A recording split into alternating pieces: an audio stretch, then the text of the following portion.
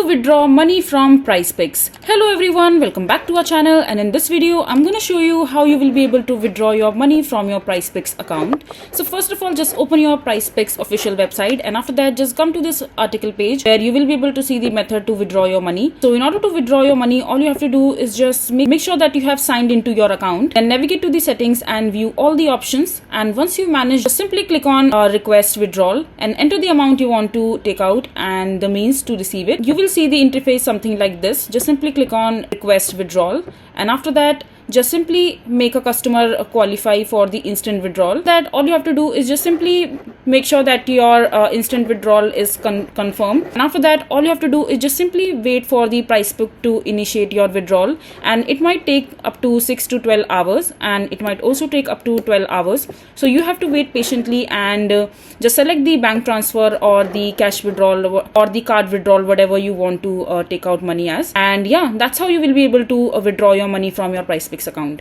I hope you find this video to be helpful. So that is it for this video. If you find this video to be helpful, make sure to hit that like button and don't forget to subscribe to our channel for more such informative videos, and I'll see you the next time.